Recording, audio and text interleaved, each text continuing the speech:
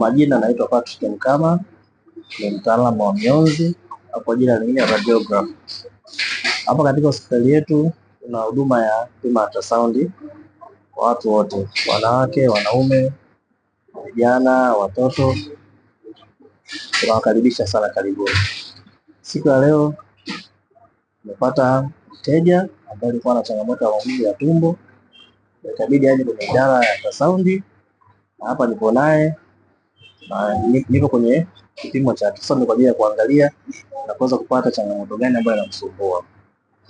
Kwanza kabisa tunaanza kupima tumbo.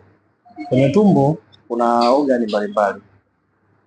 Kuna ogani ya moyo, kuna figo ya kushoto na kulia, kuna ogani inaitwa ini, kuna ogani inaitwa bandama, kuna ogani ambayo ni utumbo mkubwa na mdogo.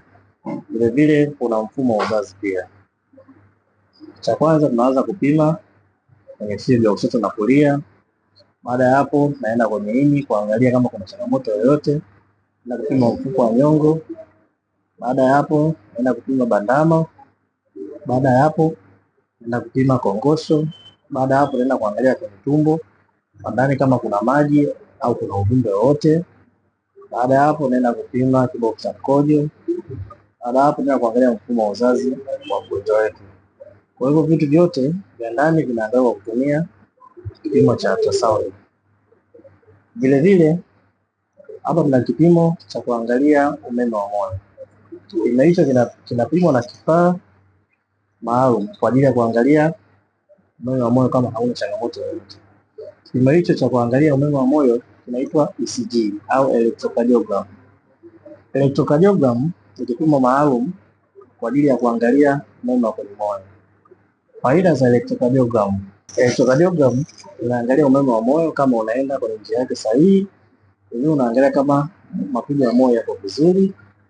Hivi inaangalia kama mgonjwa hana changamoto yoyote kwenye mishipa yake ya damu, ambao umeme wa moyo kazi yake unasaidia moyo uweze kupampu damu kwenye sehemu mbalimbali za mwili. Kwa hiyo kipimo cha ECG au electrocardiogram sana sana kazi yake kubwa ni kuangalia umeme kwenye moyo. Na hapa tuko na mgonjwa leo ambaye amekuja na changamoto ya alikuwa anapata maumivu kwenye upande wake wa kushoto. Kwa hiyo ameandika kipimo cha ECG. Kwa naye hapa anaenda kumpima ili tuweze kuangalia kama kuna changamoto yoyote. ECG inatumia, kuna vitu vinaitwa electrodes.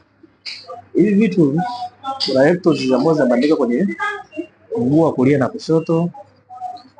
Kuna electrode ambazo zinabandikwa kwenye mkono wa kulia na kushoto. Hivi vile vikishabandikwa na electrode nyingine zinabandikwa kwenye kifua cha mgonjwa. Kwa baada ya kumbandika tunawasha mashine yetu, kwa tunaanza kuona moyo jinsi ambavyo unaenda, umeme wa moyo. Kama kuna changamoto yoyote basi inaweza ikajulikana kwa kutumia kipimo cha ECG. Asante.